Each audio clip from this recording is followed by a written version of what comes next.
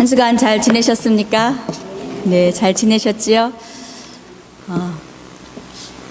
우리가 태어나서 죽을 때까지 한 사람의 일생을 살아가면서 수많은 경험들을 하실 것입니다. 여태까지 많은 것들을 겪고 경험하면서 살아오셨지요? 예, 때로는 좋은 일, 때로는 어렵고 힘든 일을 겪어오면서 그것을 당했던 그 때에는 왜 나에게 이러한 일이 일어났는지 의미를 모르다가 시간이 지나면서 그때 그래서 그런 일이 있었구나라고 뒤늦게 깨달은 그런 경험이 있을 것입니다. 그래서 그때 그 사건만 보면 그 사건의 의미가 무엇인지, 나를 향한 하나님의 뜻이 무엇인지 그 당시에는 깨닫지 못하는 그런 경험들이 있을 것입니다.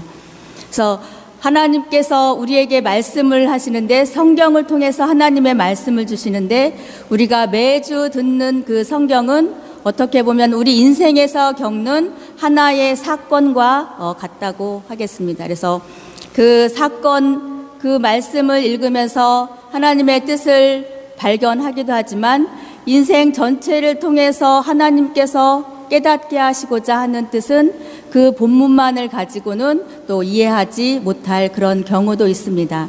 그래서 그날의 본문을 깊이 말씀을 묵상하는 것도 중요하고, 이 본문이 성경에서 어느 위치에 있고 어떠한 배경으로 이 말씀이 쓰였는지를 이해를 하면 그날의 본문을 이해하고 하나님의 뜻이 무엇인지 이해하는 데에 더 도움이 될 것 같습니다.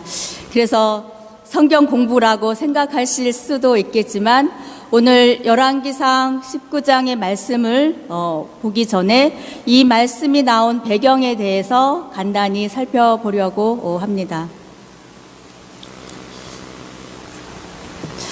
혹시 성경이 몇 권인지 잘 알고 계시나요?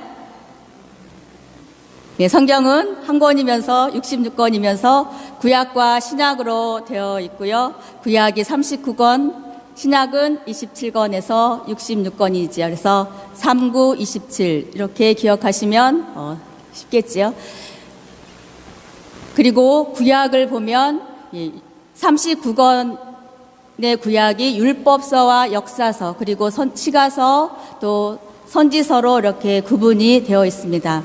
율법서는 모세오경이라고도 하고요. 여호수아부터 이루어지는 것이 역사서, 그리고 시편, 잠언, 아가, 전도서 이런 것들은 시가서가 되겠습니다. 그리고 그 이후에 선지자들이 나와서 활동했던 것들은 선지서라고 이야기를 하는데요. 선지서도 보면 그 대선지서와 소선지서가 있는데, 대선지서는 선지자가 키가 큰 것이 아니고, 성경의 분량에 따라서 성경의 양이 많은 것은 대선지서라고 이야기하고, 양이 적은 것은 소선지서라고 합니다. 또 보면 그 역사서 중에 율법서가 있고 역사서가 12권 있는데, 그 중에 모세오경을 율법서라고 하고요. 그리고 여호수아부터 이루어지는 것을 역사서라고 합니다. 관점이 좀 틀리는데요. 역사서는 어디에다가 관점을 두고 있냐면 과거에 대해서 관점을 두고 있습니다. 과거. 그리고 시가서는 현재에 관점을 두고 있고, 선지서는 미래에 초점을 두고 이야기를 하고 있습니다. 주로 무엇을 이야기하냐면 역사서는 과거에 일어났던 사건을 이야기합니다.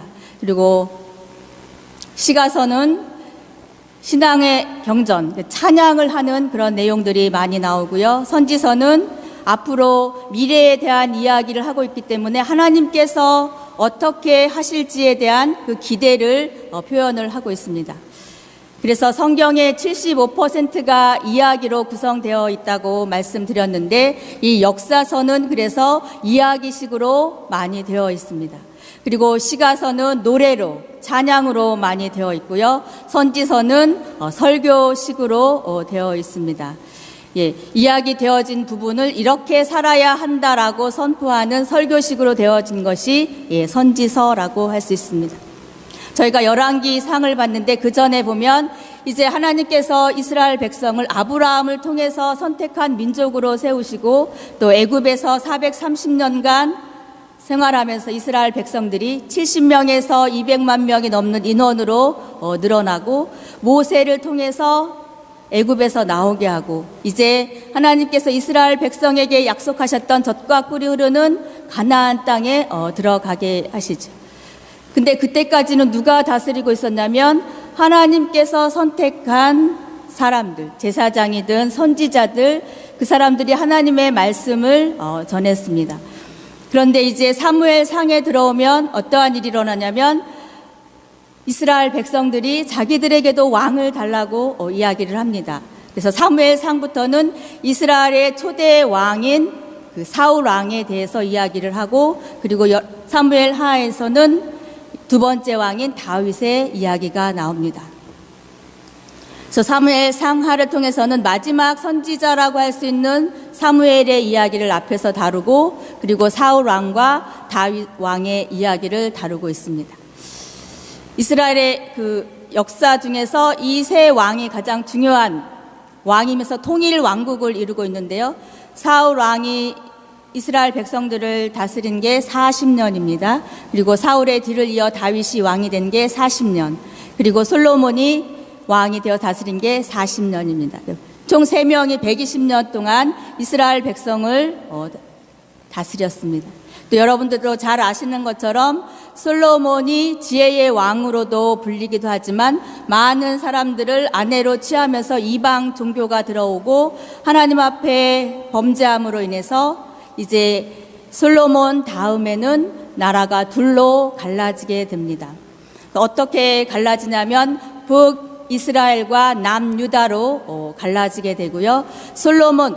솔로몬의 뒤를 이어서 계속해서 아브라함의 계보를 이어가는 것이 남유다가 되겠습니다. 그리고 북이스라엘은 솔로몬의 장군이었던 부하였던 그 여로보암이 왕이 되어서 세워진 그 나라가 됩니다. 그래서 열왕기상에서는 솔로몬이 왕이 되어서 이제 이스라엘과 솔로몬이 왕이 되고 그리고 그 이후에 이제 북이스라엘과 남유다로 갈라져서 그 왕들이 나라를 다스리는 이야기가 나오고요. 그러면서 북이스라엘과 남유다가 어떻게 생활했는지, 어떻게 하나님을 잘 섬겼는지에 대한 기록이 역사서로 나오고 있습니다. 이스라엘에 보면 북이스라엘은 10지파, 야곱의 12아들 중에 10명의 아들인 10지파로 구성된 나라가 북이스라엘이고요. 남유다는 2아들, 2지파로 구성이 되어 있습니다. 그런데 북이스라엘은 19명의 왕이 등극을 했음에도 불구하고 하나님 보시기에 선한 왕이 한 명도 없었어요. 그리고 왕조가 계속 바뀌어갑니다. 그런데 유다 왕조는 다윗과 솔로몬의 계보를 이어서 한 왕조로 이어가고 19명의 왕과 1명의 여왕 20명의 왕이 등장을 하고 그리고 그 왕들 중에서 한 8명 정도는 하나님 보시기에 선한 왕으로 뽑히고 있습니다. 예, 그리고 이렇게 두 왕조가 흘러가면서 그 시대에 어떠한 왕이 등장하느냐에 따라서 하나님께서 누구를 보내시냐면 선지자들을 보내서 하나님의 말씀을 선포를 하십니다. 왕이 나라를 다스리는데 선지자들을 통해서 하나님의 뜻이 무엇인지 가르쳐주고 있죠. 그래서 이러한 배경을 가지고 이제 사울, 다윗, 솔로몬을 지나서 북이스라엘과 남유다로 두 나라가 갈라지고 북이스라엘에는 하나님을 잘 섬긴 하나님이 기뻐하시는 왕이 하나도 없던 그 북이스라엘 땅에 있었던 이야기 중에 하나가 오늘 이야기입니다. 예, 아합 왕이 있는데요. 아합 왕은 북이스라엘의 왕이었어요. 이스라엘, 하나님의 선택한 선민이죠. 그 땅의 왕이었음에도 불구하고 이방 여인 이세벨을 왕비로 맞이합니다. 그리고 이세벨이 섬겼던 아세라라는 그 신을 섬기게 되죠. 성전 안에서 우상을 섬기는 그런 일이 벌어지게 됩니다. 그래서 북이스라엘의 선지자로 활동하던 엘리야가 이제 아합 왕에게 가서 하나님의 말씀을 전하는데요. 무엇을 전하냐면 이 땅에 기근이 들어서 비가 오지 않을 것이다 이야기를 합니다. 그것도 얼마 동안 3년 넘게 3년 반 동안 비가 오지 않을 것이라는 이야기를 하게 됩니다. 예. 하루 이틀, 한두 달 비가 안 오는 것은 어떻게 견뎌볼 수 있겠지만 3년 넘게 비가 오지 않는다는 것은 어떤 결과를 초래할 수 있을까요? 나라가 멸망할 수도 있다는 거죠. 식물이 자라지 않고 가축들이 먹을 물이 없으면 식물과 곡식과 동물들이 없기 때문에 사람들이 먹을 것이 없어지고 죽을 수도 있는, 나라가 멸망할 수도 있는 그런 상황이라는 거죠. 지금 엘리야 선지자가 아합 왕에게 가서 무엇을 이야기하고 있냐면 단지 비가 오지 않고 가뭄이 있을 것이라는 것을 이야기한 것뿐만 아니라 어떻게 보면 이 나라가 멸망할 것이라는 것을 이야기한 걸 수도 있습니다. 그 이야기를 들은 아합 왕의 마음이 어땠을까요? 엘리야는 잽싸게 도망을 갑니다. 그 말을, 하나님의 말을 전하고 도망가서 그리 시냇가에서 숨어서 지냅니다. 시냇물을 먹고 까마귀가 물어다 주는 빵과 고기로 아침 저녁 식사를 합니다. 그런데 이 엘리야 선지자가 머물고 있던 이 그리 시냇가도 이제 가뭄이 심해지니까 물이 말라 버리게 됩니다. 자, 하나님께서 또 엘리야에게 나타나셔서 이제 너는 시돈 땅 사르밧에 있는 과부의 집으로 가라고 이야기를 합니다. 이 시돈 땅 사르밧 과부가 살고 있는 이곳은 어디냐면 바로 이세벨 여왕의 그 고향입니다. 지금 엘리야가 이 나라에 가뭄이 들 것을 이야기하고 도망을 갔는데 북이스라엘 왕과 왕비는 엘리야를 잡아 죽이려고 합니다. 가뭄이 심해지니까, 이렇게 가뭄이 들고 어려움을 당하는 것은 엘리야 때문에 그렇다. 엘리야가 바알과 아세라상을 화나게 해서 지금 이렇게 가뭄이 든 거다. 그러니까 엘리야를 잡아서 죽여야 한다라고 하면서 엘리야를 찾아다닙니다. 그리고 수많은 선지자들을 죽이게 됩니다. 그런데 지금 하나님께서는 이 엘리야를 어디로 가게 하냐면 이세벨의 고향인 그 시돈 땅으로 가게 합니다. 등잔 밑이 어둡죠. 가장 안전한 곳은 적진인 것 같습니다. 우리의 계획과 하나님의 뜻이 다른데 그곳에 가서 또 생활을 하는데 여기서 무엇 하냐면 이 사르밧 과부는 이제 먹을 것이 없어서 마지막 남은 밀가루와 기름을 가지고 빵을 만들어서 아들과 함께 먹고 죽으려고 하는데 엘리야가 가서 그것을 먼저 나에게 달라고 합니다. 그리고 그것을 그러면 이제 먹을 것이 떨어지지 않을 것이라고 이야기를 하죠. 그래서 여인이 순종하고 엘리야에게 먼저 그 음식을 만들어서 대접했을 때 먹을 것이 떨어지지 않았다고 하지요. 그리고 이제 그 사르밧 과부의 아들이 죽는 일이 있어요. 갑자기 죽어버렸습니다. 그랬더니 이 사르밧 과부가 엘리야를 원망을 하죠. 나를 죽게 내버려두지 살려둬 갖고 내 아들이 죽는다고. 그러자 이 엘리야가 기도를 하면서 다시 이 아들을 살려냅니다. 한번 이 엘리야가 했던 기적들을 볼까요? 기도를 통해서 먹을 것이 끊이지 않게 하고 죽은 사람을 살리게도 하는 이 기적을 행하는 것을 보면서 예수님께서 행하셨던 그 기적과 좀 비슷하다라는 걸 느끼지 않나요? 성경에 보면 기적을 행한 많은 인물들이 있는데 모세가 대표적이고요. 그 다음에 엘리야의 제자인 엘리사, 그리고 예수님, 이렇게 네 분을 꼽을 수 있습니다. 그래서 사르밧 과부의 아들이 살아나게 되고요. 이제 3년이 넘게 되어서 이제 하나님께서 다시금 엘리야에게 말씀을 하셔서 아합에게 가라고 이야기를 합니다. 그래서 이제 엘리야가 아합에게 가서 누가 참 신인지 대결을 하자고 하지요.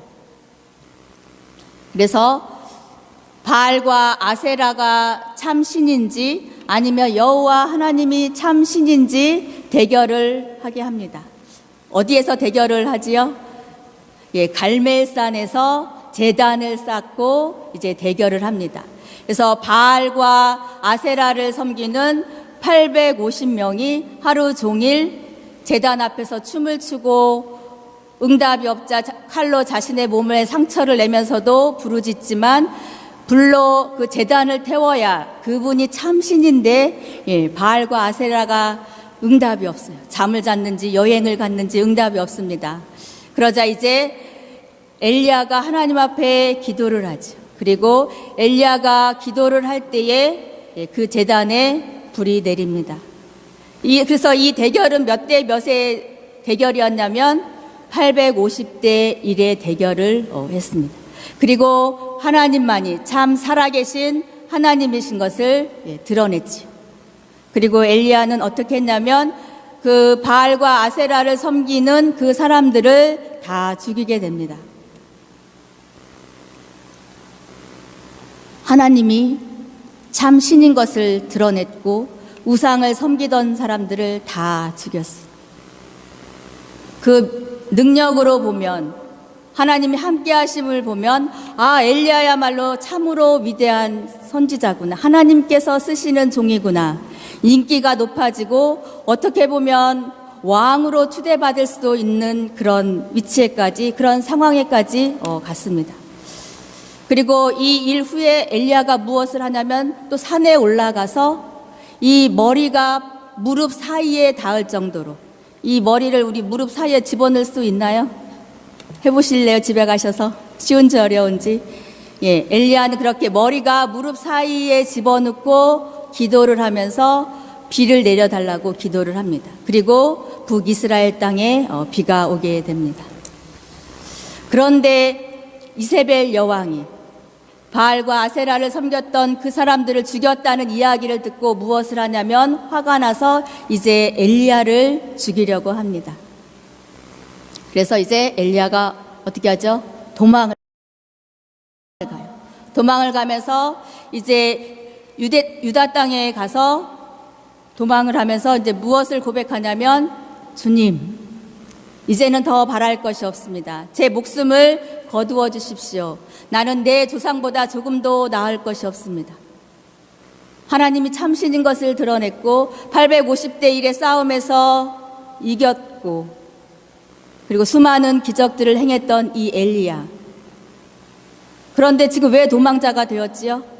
이세벨 여인의 그 한마디, 너를 죽이겠다는 그 말에 두려워하며 도망을 갑니다.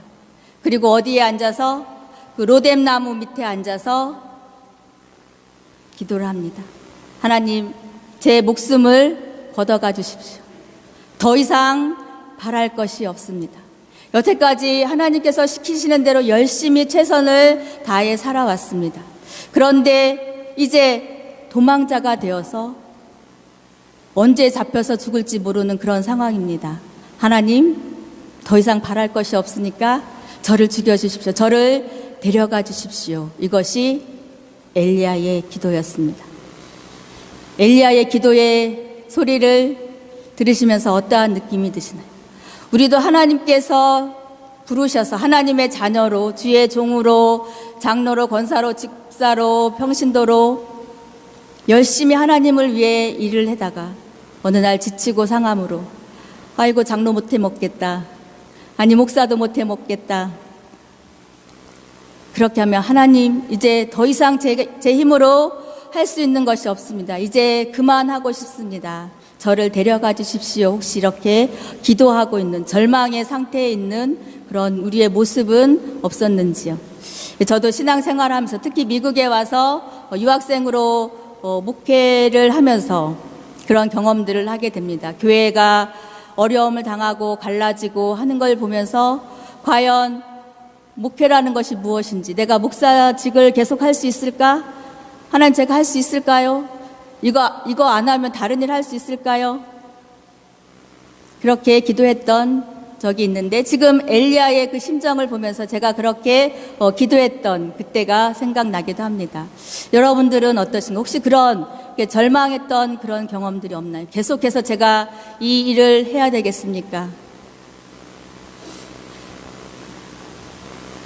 그런데 지금 엘리야가 이렇게 지쳐있는 것을 보며 영적으로도 많이 지쳐있지만 왜 그랬나 보면 여태까지 너무 열심히 달려왔기 때문에 육체적으로 피곤하고 지친 그런 상태인 것 같습니다. 육체적으로 너무 피곤하면 영적으로도 침체되고 우울증을 겪을 수도 있을 것 같습니다. 그때 여호와의 천사가 나타납니다. 로뎀나무 밑에서 나를 데려가 달라고 기도하고 잠든 엘리야에게 나타나서서 먹을 것을 줍니다. 엘리야가 그것을 먹고 또 잠이 듭니다. 또 좀 지나서 여호와의 천사가 다시 나타나서 또 먹을 것을 주죠. 그러면서 일어나 먹으라. 내가 갈 길을 다 가지 못하였다. 이제 더 이상 할 것이 없어서 이제 나에게 죽음을 달라라고 하는 그 엘리야에게 내가 갈 길을 다 가지 못하여 너에게 아직 할 일이 남아있다라고 이야기를 합니다. 우리가 때로는 기도를 해도 하나님 나 죽여주십시오 해도 하나님께서 알았다 너의 기도를 응답해 주겠다라고 하고 바로 우리를 부르신다면 어떨까요? 우리가 바라고 원하는 대로 기도하지만 하나님의 뜻대로 하나님은 기도에 응답해 주시는 것을 알 수 있습니다.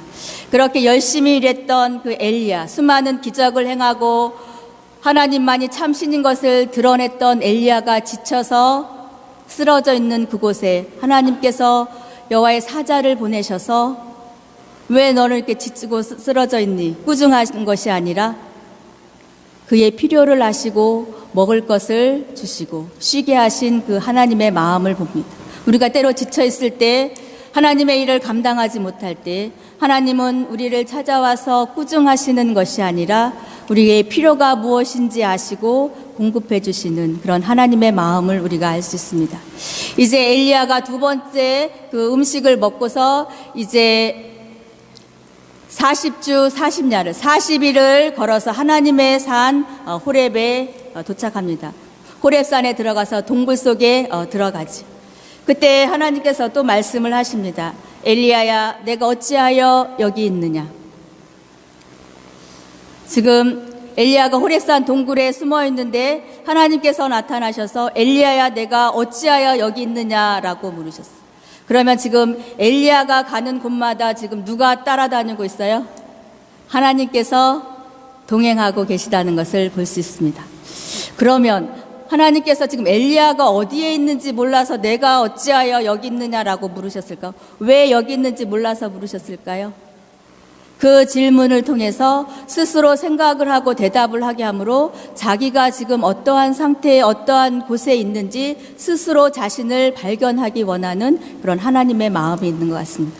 엘리야가 대답을 하죠. 만군의 하나님 여호와를 열심히 유별하게 아주 특별하게 최선을 다해서 하나님을 섬겼는데 이스라엘 자손들이 주의 약속을 버리고 하나님의 약속의 말씀을 버리고 주의 제단을 헐어버리고 예배가 무너지고 하나님의 약속의 말씀을 잊어버리고 또 칼로 주의 선지자들을 죽였습니다. 오직 나만 살아남았는데 그들이 내 생명을 찾아 빼앗으려고 합니다. 그래서 제가 이렇게 도망자 신세가 되었습니다. 이 마을 가운데는 하나님을 향한 어떠한 엘리야의 마음이 있을, 원망의 마음이 있을 수도 있고 두려움의 마음이 있을 수도 있는 것 같습니다.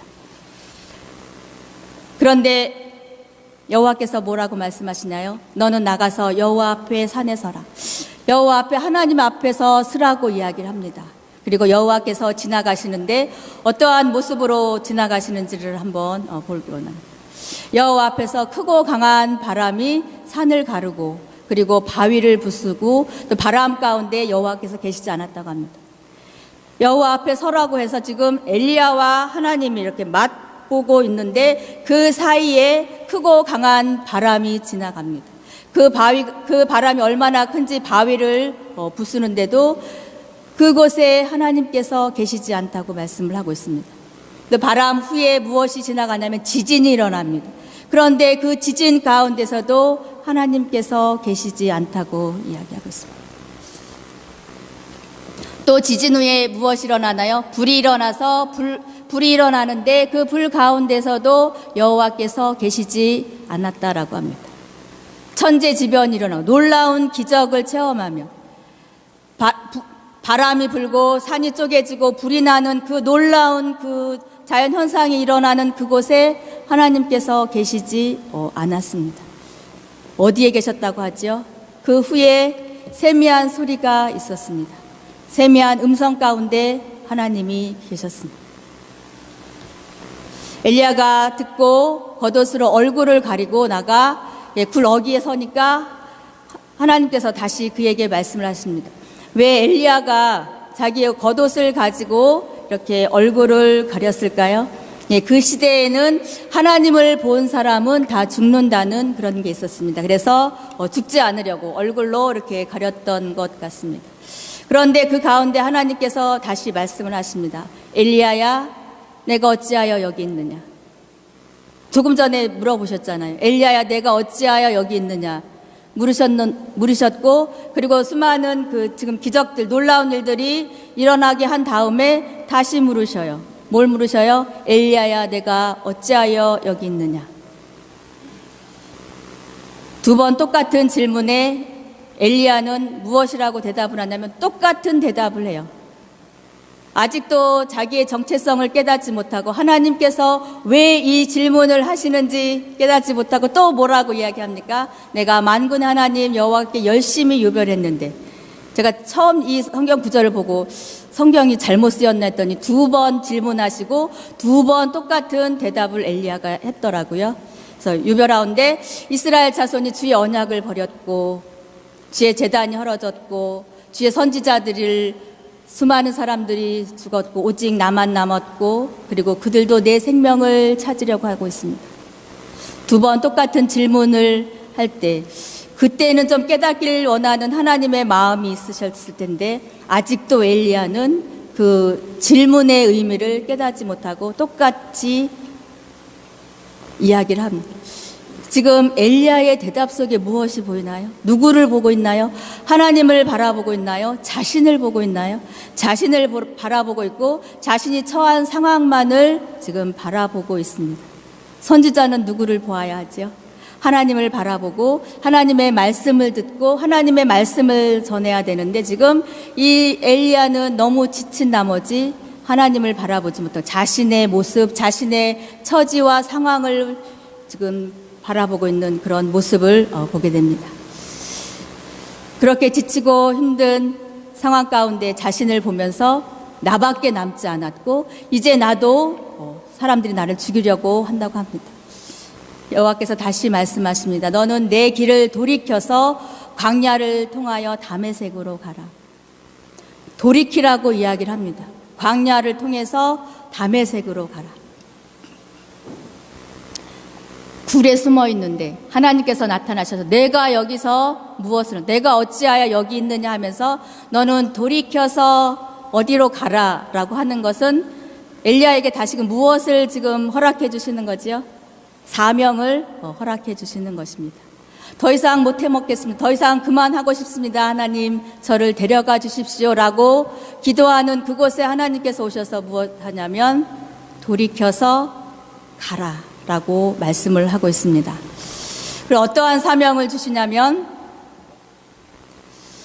하사엘에게 기름을 부어서 아랍의 왕이 되라. 나 이제 더 이상 할 일이 없어요 라고 하고 절망하는 그 상황 가운데 하나님께서는 하사엘에게 아람의 왕이 되는, 가서 기름 부어 왕이 되게 하는 그 사명을 허락해 주십니다. 또 두 번째는 예후에게 이스라엘의 왕을 삼으라고 합니다. 예후에게 기름을 부어서 왕을 삼으라고 합니다. 얼마나 대단한 사명을 지금 그 엘리야에게 허락을 하고 있나요? 그 다음에 주신 사명이 무엇이냐면 이제 엘리사에게 기름을 부어서 너를 대신해서 선지자가 되게 하라라고 합니다. 두 왕을 세우고 엘리야의 후계자를 세우라는 그 사명을 엘리야에게 허락해 주십니다. 나는 최선을 다했고 이제 더 이상 나는 할 일이 없습니다라고 고백하는 그 자리에 하나님께서는 찾아오셔서 또 다른 사명을 허락해 주십니다. 또한 엘리야는 시간이 지나면 죽게 되지만 하나님의 역사는 누구를 통해서 계속되어지고 있나요? 후계자를 통해서 엘리사를 통해서 또 그 많은 선지자들을 통해서 그리고 예수님께서 오셔서 제자들을 12명 양육하시고 떠나가시면서 그 제자들을 통해서 지금은 누구를 통해서요? 우리를 통해서 그 일을 계속해 나가십니다. 그래서 하나님께서 쓰시는 사람들은 시대가 되면 때가 되면 죽고 바뀌지만 하나님의 역사는 끝없이 진행되는 것을 볼 수 있습니다. 그러면서 하사엘의 칼을 피하는 자는 예후가 죽일 것이고 예후의 칼을 피하는 자는 엘리사가 죽이리라. 이제 엘리사가 선지자가 되어서 해야 할 것이 무엇인지를 또 미리 엘리야에게 알려주는 것입니다. 그리고 아까 엘리야가 무엇이라고 고백을 했지요? 이제 나만 남았고 그리고 나도 죽이려고 한다고 고백을 했습니다. 그런데 하나님께서 무엇이라고 하셨나요? 이스라엘 가운데 7,000명을 남기리니. 나는 나만 남았다고 하는데 하나님께서는 7,000명을 남겨두셨다고 말씀을 하고 있습니다. 그리고 그 7,000명은 바알에게 무릎 꿇지 않고 또 입맞추지 않고 절하지 않은 그 7,000명을 남겨두었다라고 합니다. 엘리야의 고백과 하나님의 말씀이 똑같은가요? 엘리야는 나만 남았다고 하는데 하나님은 내가 7,000명을 남겨두었다라고 할 수 있습니다. 절망의 상황 가운데 나만 보면, 문제만 보면 하나님이 보이지 않고 하나님의 뜻과 계획이 보이지 않습니다. 7,000명을 남겨두었는데 그 사람도 보이지 않지. 이걸 통해서 하나님께서 엘리야에게 무엇을 해주시길 원하셨을까요? 너 혼자 있는 것이 아니다. 너와 함께할 사람들이 있다는 것. 또 사람뿐만 아니라 하나님께서 계속해서 너와 함께 하셨고 너가 가는 곳마다 하나님께서 인도하셨다는 것을 깨닫길 원하시는 거죠. 오늘 우리도 신앙생활하면서 열심히 하다가 지치면서 나만 남았습니다. 이 교회를 지킬 사람이 이제 저밖에 없습니다. 저도 더 이상 못하겠습니다. 라고 한다면 그것이 진실일까요? 사실일까요? 맞는 말일까요? 내가 아는 것, 내가 보는 것, 내가 경험하는 것이 모두 진실이 아닐 수도 있는 것. 모두가 진실이 아닌 것. 어떤 건 진실이지만 어떤 건 진실이 아닐 수도 있고 또 내가 경험한 그것이 다가 아닐 수도 있다는 것. 지금 엘리야는 자기 혼자만 남았다고 하지만 하나님은 7,000명을 남겨두셨다는 것을 통해서 내가 아는 것이, 내가 믿는 것이, 내가 경험한 것이 전부가 아니고 그것이 모두 하나님의 계획이 아니라는 것을 볼 수 있습니다.